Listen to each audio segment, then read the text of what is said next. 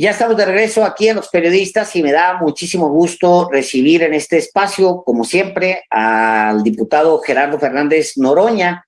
Y pues le preguntaba ahorita en el breve espacio que tuvimos para conversar si se encontraba en Bogotá, porque allá estuvo en Colombia en la asunción de Gustavo Petro, en la toma de protesta de Gustavo Petro, y me dice que ya está de regreso en México. Bienvenido a Los Periodistas, diputado.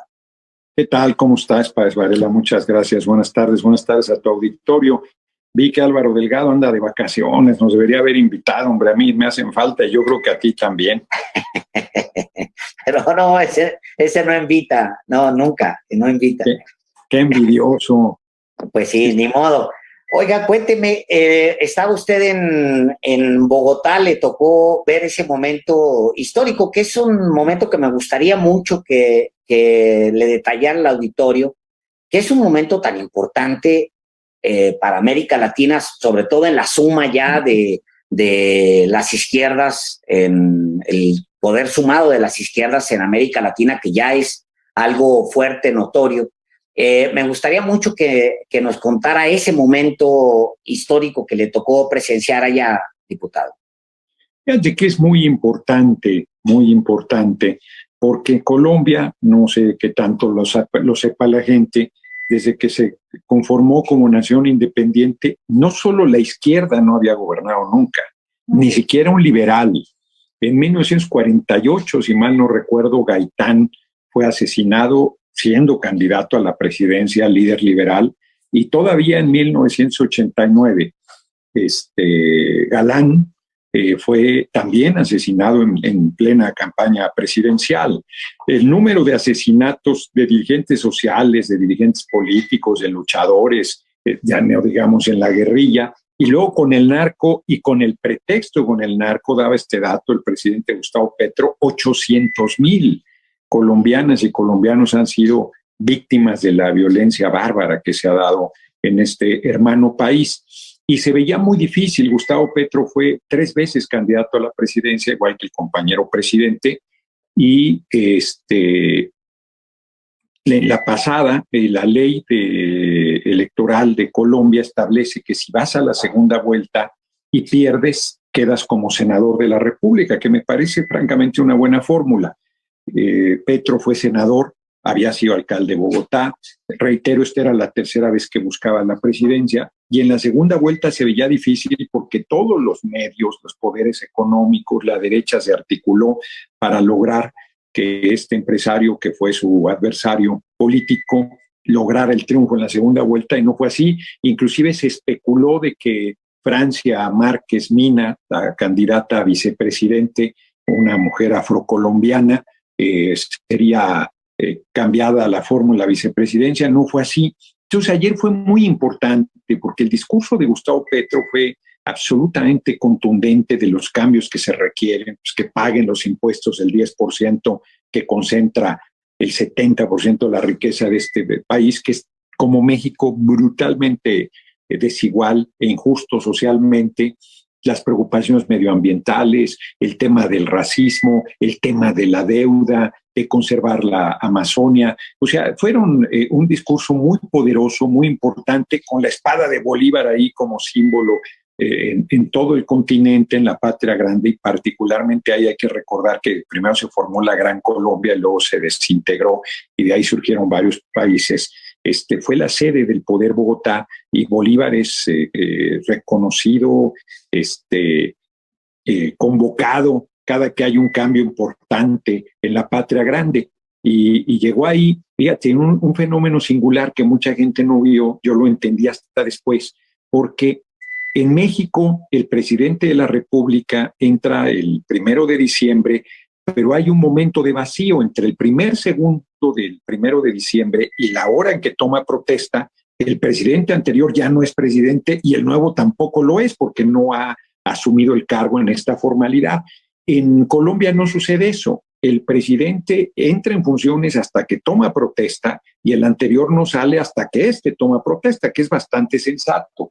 Y entonces Gustavo Petro, presidente electo, pidió la espada de Bolívar y el presidente Duque dijo, ni madre, no sale la espada, que estaba en casa Nariño, porque alguna vez el M-19 la robó del Museo Nacional de Colombia. No hago la historia larga, tiene que tomar protesta y entonces pide un receso el presidente Gustavo Petro, para que llegue la espada de Bolívar, y llega la espada de Bolívar, todos los invitados de primer relevancia por el cargo que ostentan, presidentes, primeros ministros, destacadamente ahí Beatriz Gutiérrez Müller, compañera de vida del compañero presidente, se ponen de pie y el rey de España se queda sentado, a pesar de que en el discurso el presidente del Senado fue al único que lo mencionó, no por su nombre, por su apodo, porque ya ves que se cambian de nombre los reyes.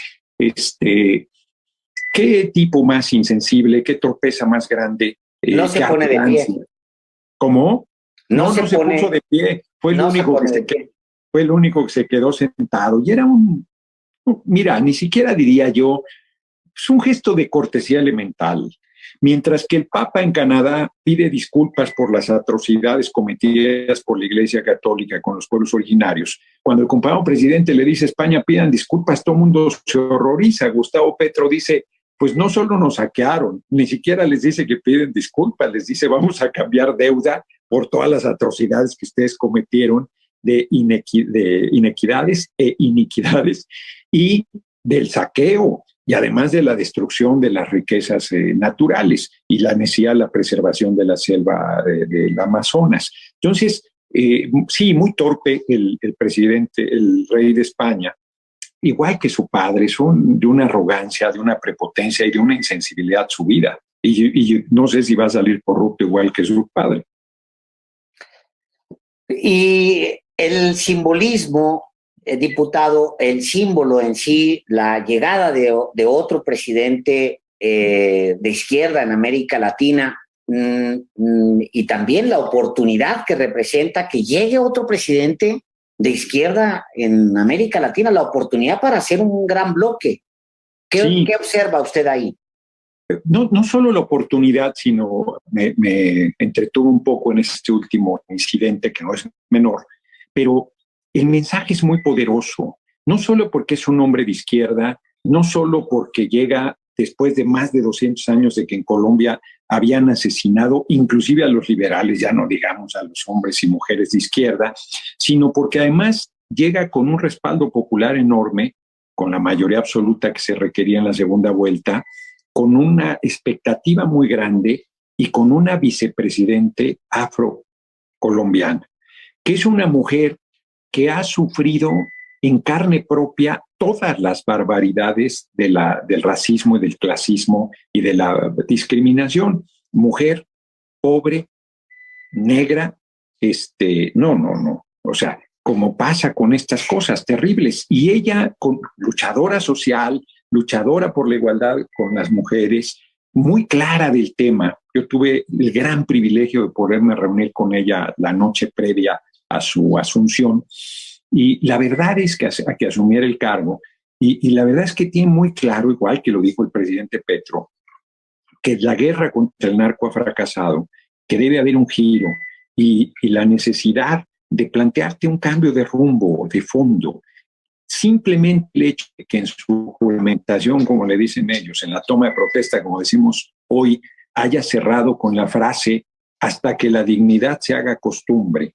Es un mensaje poderosísimo, y la verdad es que, por un lado, es una gran oportunidad para Colombia y para la patria grande de acercamiento, de articulación. Se insistió en la necesidad de una economía común y de una articulación importante como bloque económico de toda América Latina, pero también va a tener una ofensiva bárbara, porque la derecha en Colombia nunca se han dado con chiquitas. Y si aquí en México el fascismo ha demostrado su rostro más feroz en las fechas recientes, en Colombia, a ver, las cosas, por ejemplo, de seguridad es terrible, que tengan que moverse con un aparato impresionante.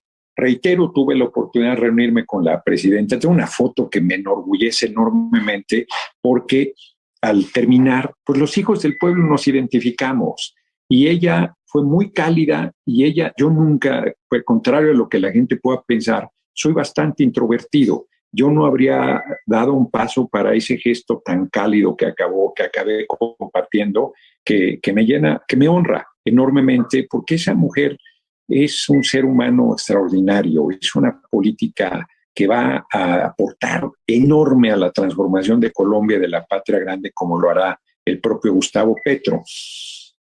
Pero el riesgo que tienen es muy grande. Y llegó con un aparatazo que francamente yo creo que no sirve para nada, porque era muy aparatoso, pero me parece muy poco eficiente. Cuando tuvimos la reunión con ella, yo no vi, no, el Estado Mayor Presidencial era canela fina. Yo vi, no sé si descuido intencional o simplemente falta de eficacia, pero no me gustó, no me gustó la seguridad en torno a ellos. Oiga, sobre todo en el caso de la vicepresidente, yo no tuve la oportunidad de platicar con Gustavo Petro en esta ocasión.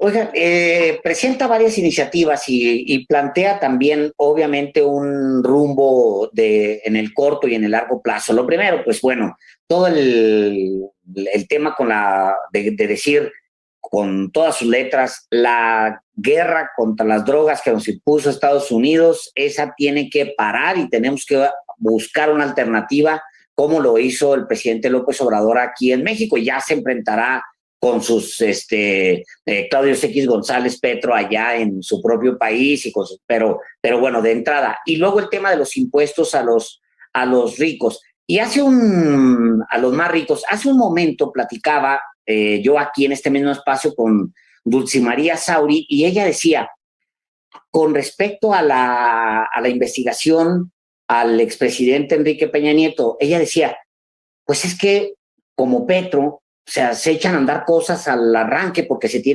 ella no lo decía así, pero así se entiende, se tiene un bono democrático, se tiene un bono político al arranque y se echan a andar estas cosas, incluyendo perseguir o investigar a un expresidente.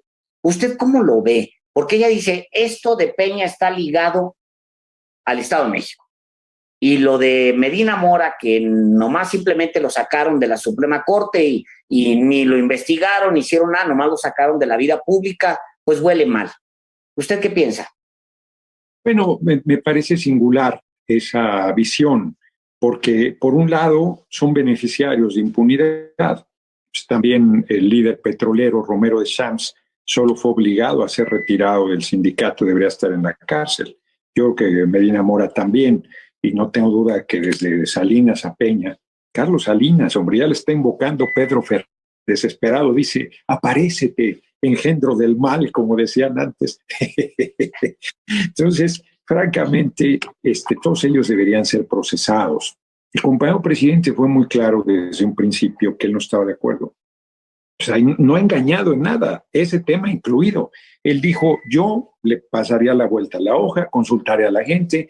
Cuando se hizo la consulta, el INE saboteó, hubo 7 millones, si mal no recuerdo, de personas que votaron a favor del juicio, no fue vinculatorio, como se dice, porque no se alcanzó el número necesario, pero esa exigencia sigue ahí.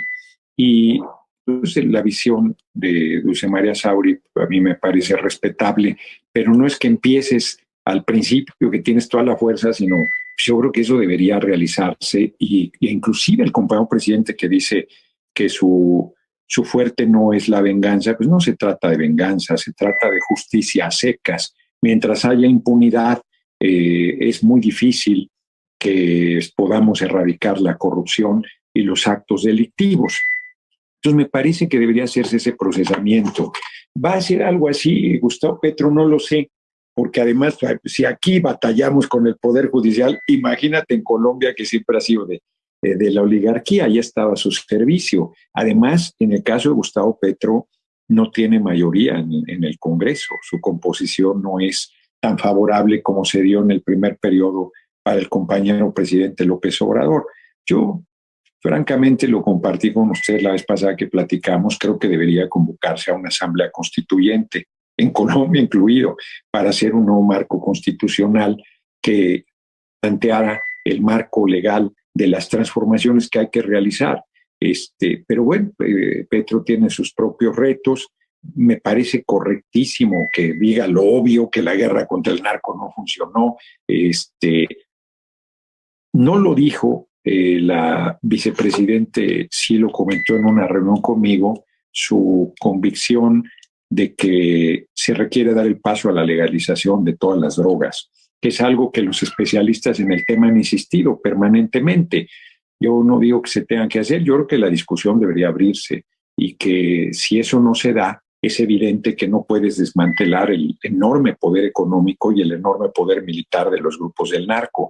Si hay países y pueblos que han sufrido este flagelo son Colombia y México, y tenemos autoridad moral y política para plantear una discusión seria con Estados Unidos, que actúa muy hipócritamente en el tema, porque el pueblo estadounidense es el principal consumidor de drogas del mundo, y yo no me entero, a lo mejor es por desconocimiento, a lo mejor es por falta de difusión, pero yo no me entero que desmantelen a los cárteles que distribuyen la droga en Estados Unidos. Tampoco he sabido que determinen que es un problema de salud pública importantísimo que se tiene que combatir, y sí hay testimonios de que el dinero del narco es parte del ciclo de reproducción del capital en Estados Unidos, no solo que lavan dinero, sino que ya es parte fundamental del desarrollo económico, para decirlo, del vecino país. Entonces, el libro de Saviano 000, que salió hace algunos años, es un poco farragoso, pero es muy claro, y si él fuera marxista no tendría dudas en sostener que el dinero del narco es parte del ciclo de reproducción del capital. Cuando digo marxista, ya sé que va a haber prejuicio de todo el mundo, estoy hablando de un análisis serio sobre el funcionamiento económico de Estados Unidos. Entonces, sí son grandes los retos esto, el tema de la desigualdad, el tema de los derechos que como en México fueron desmantelados, los derechos laborales, el tema del profundo racismo en Colombia, como en Cuba y como en varios países del Caribe y de Sudamérica, la presencia de seres humanos de origen africano es muy fuerte y son los que viven una discriminación más feroz, porque yo ponía el ejemplo que en el caso de México la población indígena se viste de occidental y ya dice que es mestizo, pero en el caso de tu origen afro, pues no hay manera de que se modifique aún con la vestimenta, está claro el color de tu piel, tus características raciales. No estoy diciendo que se quiera ocultar en el caso de México, digo que hay un proceso ahí. Bonfil Batalla lo plantea en el libro México Profundo. Entonces los retos son grandes y las presiones van a ser enormes, francamente, y la expectativa es muy fuerte, y además son solo 4 años, porque en Colombia la presidencia solo dura el periodo y no hay reelección. Entonces es un reto monumental. Sí, 4 años. Monumental. Ahora, de regreso al caso mexicano, diputado, de regreso justamente a ese arranque de gobiernos que pues Petro está haciendo lo suyo, a ver hasta dónde alcanza a empujar, y acá pues bueno, de entrada hubo un planteamiento que en eso pues nadie puede darse por engañado, un planteamiento de no quiero perseguir a los expresidentes porque no es muy fuerte la venganza, etcétera. Pero va a haber un momento en el que vamos a tener que enfrentarnos a eso porque pues el reclamo es mucho en el caso de Peña, en el caso de Calderón. Sí. ¿Qué plantearía usted para el siguiente presidenta o presidente de México? Yo sé que usted es precandidato y usted aquí no lo ha dicho. ¿Qué es lo que tendría que hacerse con respecto a eso y para generar, pues sí, la idea de que pues la impunidad se tiene que acabar y se tiene que acabar? Sí. No me eches encima, Aline, todavía no soy precandidato, no están abiertos los procesos. Es suspirante. Sí, aspiro a ser exacto, a hacer relevo el compañero presidente en su momento. Pero tienes razón, porque el proceso está en los hechos abierto y en la formalidad no. Yo creo, y tienes razón en lo que planteas, yo lo he sostenido. Estoy convencido que debemos presentar las denuncias correspondientes contra los expresidentes de Salinas a Peña, incluidos los 2 que usurparon la presidencia, que son Salinas y Calderón. Para que sean procesados, vayan a la cárcel, regresen lo robado. ¿Depende del gobierno? Eso no depende, porque depende del Poder Judicial. si la Fiscalía General de la República hace sólidamente los expedientes de denuncia, pero hay, bueno, acabas de ver un juez que le exige a Laida Sansores que no haga públicos actos delictivos. Además, están presentadas las denuncias del dirigente del PRI. Pues es verdaderamente una aberración. Es verdaderamente increíble cómo está saliéndose con la suya este hombre que ha hecho cosas. Bueno, pues ahí están las que a los periodistas no hay que matarlos, hay que matarlos de hambre, la casa de más de 30 millones, las fotografías de desnudos de legisladores del PRI. No, qué barbaridad. Además son unos hipócritas. No existen, pero si las presenta, vamos a proceder contra ella. Bueno, si no existen, entonces, ¿cuál es es igual que los audios, son falsos, pero que no los difundan? No, bueno, es grotesco. Entonces, el Poder Judicial tiene tal nivel de corrupción que yo creo que la Asamblea Constituyente debe ser otro Poder Judicial. Estoy convencido de ello, porque si no, no vamos a obtener justicia en este país, impartición de justicia. Había una promesa, diputado, había promesa de que sí iba a ser una reforma del Poder Judicial. No sucedió, o no sé en qué quedó, pero yo nomás oigo como que hay por ahí, algo se hizo, pero honestamente yo veo exactamente lo mismo en el Poder Judicial. Y en lo personal, y ahora le planteo a usted, le pregunto, yo tengo una frustración con respecto al fiscal Gers Manero. Lo siento resolviendo sus temas familiares, personales, pero no resolviendo el deseo de los mexicanos de que termine de una vez por todas la impunidad. Sí, hay una crítica muy fuerte a Gers. Yo le tengo estima, aprecio personal, eso no tiene por qué influir en mis posiciones políticas. Él compareció ante la Junta de Coordinación Política hace algunos meses y fue una reunión espléndida. Él tiene muy claro el diagnóstico, el cambio de fondo enorme que hay que hacer en el marco legal, porque está paralizado las propias fiscalías de los estados y federal por todas esta serie de contradicciones, dificultades y lagunas, de omisiones, de permisividad que hay para quienes están en esa parte del tramo de la impartición de justicia. La verdad es que es un diagnóstico muy fuerte, además planteándonos cómo del 100% de delitos, solo el 3% corresponden a la Federación, a la Fiscalía General, para ser preciso, y que menos del 1% se presentan denuncias. Pero también es cierto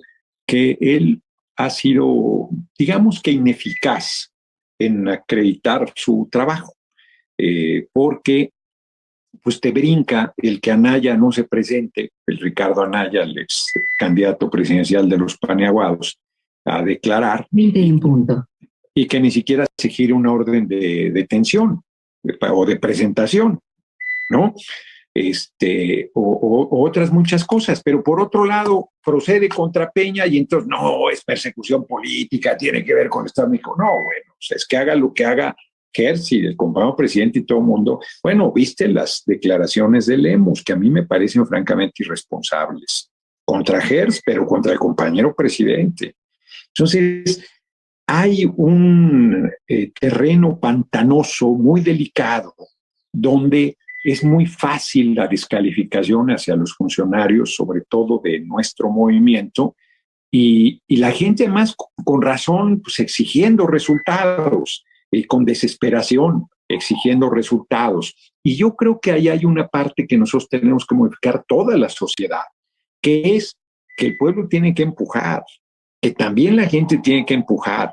Voy al plano laboral, es un desastre. O sea, el outsourcing domina el ámbito laboral, o dicho todavía más claro, la gente no tiene antigüedad, no tiene pensión, no tiene jubilación, no tiene vacaciones, no tiene aguinaldo, no tiene reparto de utilidades, ni en el campo ni en la ciudad. En el campo no llegó nunca. Hay que restablecer esos derechos elementales. En ningún ámbito laboral existe. Es terrible. Y cuando el compañero presidente intentó, el sector empresarial se le plantó con todo en contra. Y no hubo una movilización para respaldar eso. Y me parece que seguir esperando que solo sea el gobierno, es que el próximo gobierno va a hacer esto, es que el próximo gobierno, no, también debe haber una presión popular que a mí me parece que también como parte del movimiento asumo la responsabilidad de que se ha descuidado, de que nos hemos concentrado en la parte electoral y que la parte de organización de la lucha en todos los ámbitos, laboral, campesino, de la diversidad de mujeres, de todos los ámbitos que me quieras plantear, están desatendidos, por decirlo suave. Entonces, sí se requiere de cómo vamos a llegar a esa asamblea constituyente sin un proceso de politización, de discusión y de articulación de fuerza popular que influya verdaderamente en cambios y que no acabemos con una constitución todavía peor que la que tenemos y con lagunas mayores que las que existen, porque la asamblea en sí misma no resolverá si no hay un fuerte nivel de politización y conciencia, que yo creo que está ahí madurando cada vez mejor, pero sí tenemos complicaciones enormes y mucha incomprensión también, porque vi una encuesta, para cerrar mi largo comentario, de percepción de la gente sobre temas de seguridad, y a pesar de que hay datos positivos, la gente piensa que no existe mejoría. Pues, diputado Fernández Noroña, muchísimas gracias por haber aceptado estar aquí en Los Periodistas. Le avisamos con muy poco tiempo de anticipación, pero bueno, gracias por haber estado el día de hoy aquí. Muchísimas gracias. No, hombre, al contrario, además era muy oportuno porque sí tuve el privilegio y la oportunidad de viajar a Colombia, a Bogotá, hace mucho tiempo que no iba, y fue muy útil ir a este evento histórico, porque además, fíjate, cerrando ya el agradecimiento, el nivel de empobrecimiento es terrible, terrible, ves el deterioro, y ahí no ha habido ningún gobierno de izquierda y no ha habido nada que digan es que el deterioro económico tiene que ver. Un peso colombiano, un peso mexicano son 200 pesos colombianos. Todos los precios tú dices, ay, te vas de espalda cuando ves las cantidades, y en realidad está más bajo el costo de vida en relación con nuestra moneda, pero seguro para el pueblo colombiano deben sufrir lo suyo para llevar lo básico. Estoy seguro que la mayoría de la gente está comiendo una vez al día. O sea, es pavoroso el daño que han hecho a nuestros pueblos, y es imperioso que empujemos, y son, como aquí lo hemos comentado muy claramente, son muchísimos los ámbitos donde hay que trabajar, son muchísimas las cosas por transformar, y es muy grande la expectativa, y de repente hay frustración porque el tiempo pasa volando, y la gente quisiera ver resultados mucho más espectaculares, y creo que eso no se dará si no hay un compromiso conjunto de la población de ir más allá del voto y empujar este proceso de transformación. Agradezco mucho la oportunidad de intercambiar puntos de vista, y ahí sigo en mi esfuerzo de ser en su momento el relevo del compañero presidente, por más que haya de repente ahí pues descalificaciones, inclusive dentro del propio movimiento, pues que eso también es natural. Va a ser un proceso muy difícil, pero yo estoy tranquilo. Mañana estaré en la permanente, ya estamos en contacto cuando quieran que platiquemos, con mucho gusto, estoy a la orden. Pues lo invitamos a que se quede a ver la tertulia que sigue a continuación, nuestro programa de libros. Siempre hay buenas sorpresas ahí. Y muchísimas gracias a usted y gracias al auditorio. Hasta mañana. Gracias. Hasta luego, gracias.